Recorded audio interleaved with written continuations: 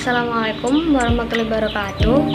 Halo semua, perkenalkan nama saya Laili Novena Rahmawati dengan NIM B272260221006. Saya berasal dari kelas D3A Vision Therapy tingkat 1. Di sini saya akan menjelaskan sedikit tentang anatomi syaraf.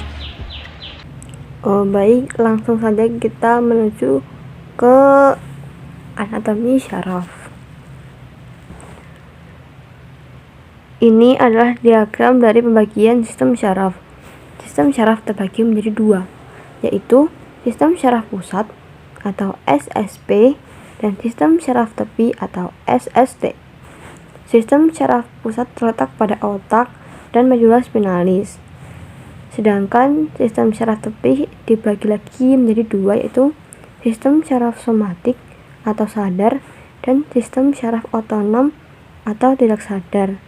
Sistem syaraf otonom dibagi lagi menjadi dua, yaitu sistem syaraf parasimpatik atau disebut juga dengan sistem syaraf kraniosakral dan kerjanya untuk memperlambat. Yang kedua ada sistem syaraf simpatik, kerjanya untuk mempercepat, disebut juga dengan sistem syaraf toracolumbal. Sistem syaraf dibangun oleh dua sel. Yang pertama ada sel neuron atau sel syaraf. Yang kedua adalah neuroglia atau disebut juga sebagai sel glia yang nantinya akan memberikan dukungan serta nutrisi kepada sel syaraf. Ini adalah gambar dari sel syaraf. Di sini ada bagian yang memiliki banyak cabang dan juga pendek, disebut dengan dendrit. Lalu pada pangkal-pangkal dendrit disebut dengan badan sel. Di tengah-tengah badan sel ini terdapat organel yang disebut dengan nukleus atau inti sel. Di sini juga ada akson. Akson itu saluran yang berasal dari sini sampai dengan sini.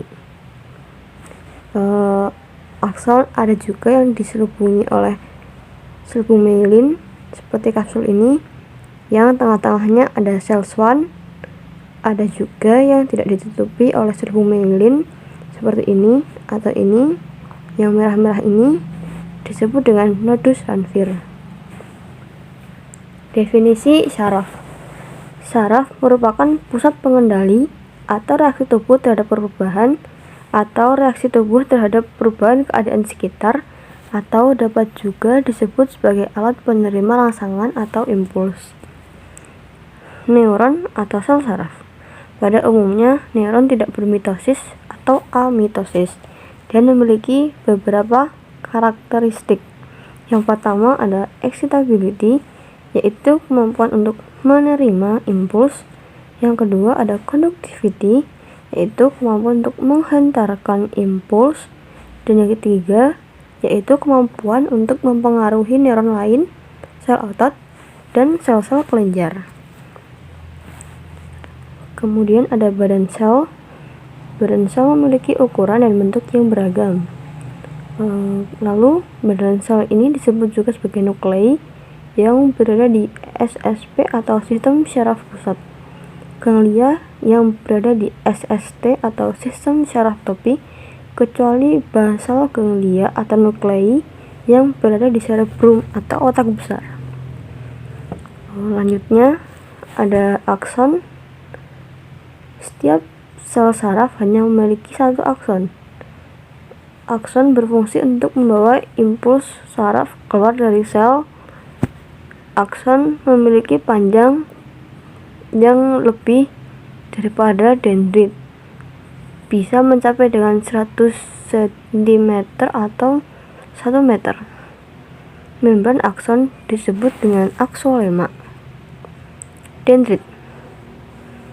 Dendrit memiliki struktur yang sama dengan akson, hanya saja lebih pendek dan bercabang. Fungsi dari dendrit yaitu menerima dan membawa impuls yang datang ke badan sel. neuroglia. Neuroglia disebut juga sebagai sel glia yang memberikan dukungan nutrisi dan melindungi neuron. Sekian dari saya, kurang lebihnya mohon maaf. Terima kasih. Wassalamualaikum warahmatullahi wabarakatuh.